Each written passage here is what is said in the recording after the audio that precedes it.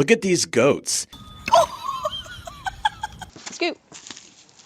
And there he goes. Videos like these have millions of views, and some of them become memes. Maybe you can send some out to your friends. The goats themselves don't have so much fun.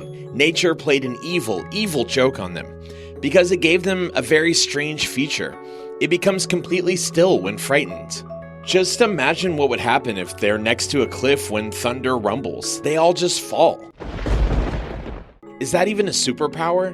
The goats didn't choose it, just like ants didn't choose blindness. In order to not lose their way, they secrete special pheromones and follow each other. But sometimes, an unexpected failure occurs in the ant's algorithm, and the insects begin to walk in circles.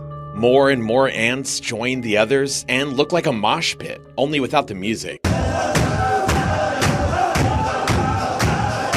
Only ants keep running until they fall dead. The circle rotates until the participants are completely exhausted, and only then, the ants can continue on their way, leaving behind hordes of dead. It can last for hours or even days until someone suddenly comes to their senses and takes away the surviving brothers. William Beebe first described this strange phenomenon in the 1920s. He found an ant mill with a circle of about 370 meters. For comparison, the famous Devil's Tower is about 100 meters lower. So, can you imagine the size?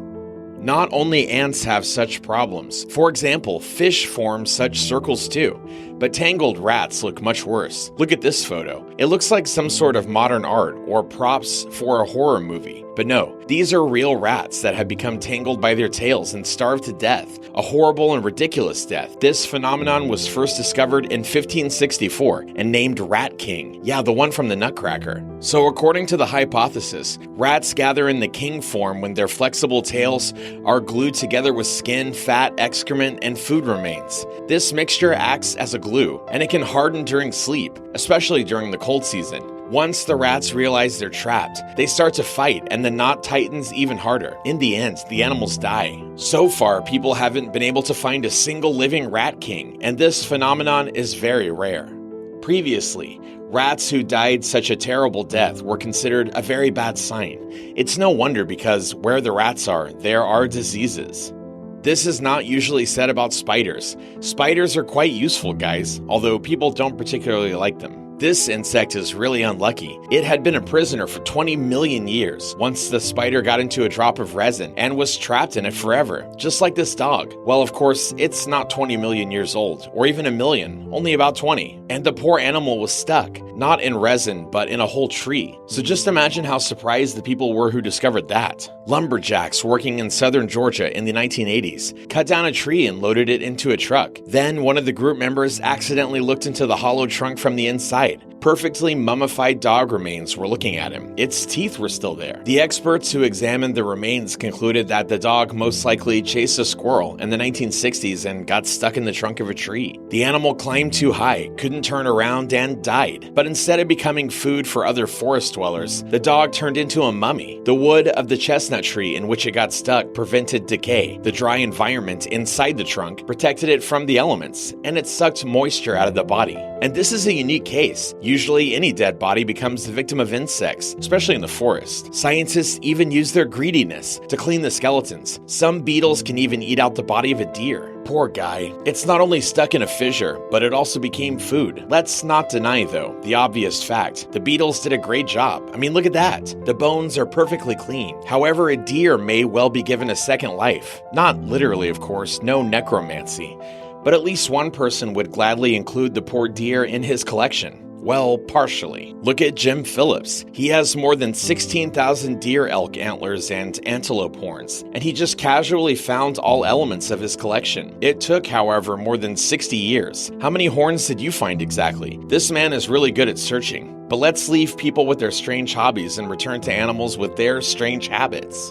One of them is self-cannibalism. Yeah, you got that right. Some animals literally devour themselves. Surely you've seen somewhere the stories about snakes, which are so carried away by their lunch that they don't notice when this victim ends and their tale begins. In reality, everything is a little different. A snake can really start to eat itself, but only if it mistakes the movement of its tail for the movement of prey. Honestly, we don't know which of these options looks more ridiculous. If snakes could feel awkward, they'd be shocked by themselves. But the situation with this male hummingbird isn't funny at all. He's on the verge of starving to death. The metabolism of these tiny birds is incredibly fast. It takes just 2 hours without nectar to kill a hummingbird. Some of them have to collect food from 2,000 flowers every day just to survive. Now the life of a bird doesn't seem so free, right? And metabolism is not the only problem. The most ordinary rain can turn into bombing for the hummingbird.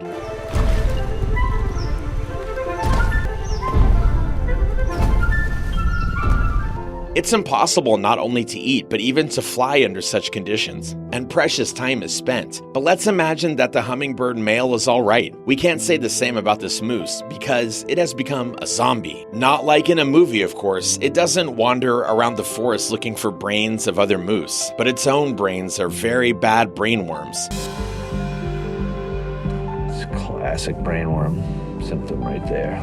Such parasites are carried by the white-tailed deer, and they don't suffer much from this fact. But as soon as the brainworm is in the moose's body, it rushes right to the brain. The worm tunnels directly into the head of the unfortunate animal, causing a lot of neurological damage. In fact, the moose becomes a walking zombie just by catching the parasite, and then it dies. It's a terrible death for any living creature. Of course, all these features of animals, their weak and strong points, it all doesn't appear by accident. It's worth saying thank you to evolution, or on the contrary, maybe shout something foul at it. And although usually changes take place over thousands or millions of years, sometimes evolution can make a leap.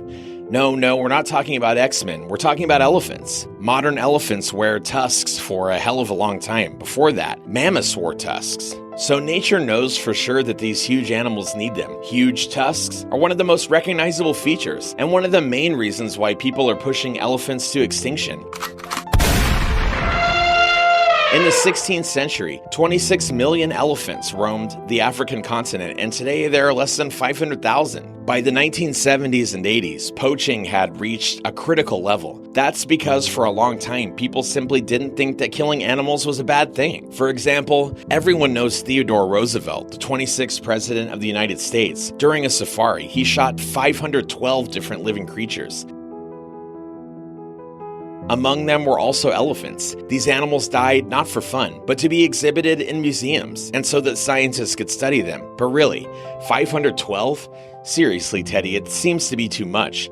What's to say about the elephants that still suffer from poachers? Ivory is a luxury item in the Asian market. The bigger the tusks, the more money poachers can get from selling them. More than $1,000 per kilo. Tusks are used to create works of art and jewelry. Once they were even used as a material for piano keys. Unfortunately, all this puts elephants at risk, and animal rights activists can't protect them. And at this point, evolution came to the aid. In recent decades, several African parks have seen an increase in the number of elephants born without tusks. It's easy to explain that the victims of poachers are individuals with large tusks, which means that only those who are not of interest to the criminals can have babies. Pretty logical, right?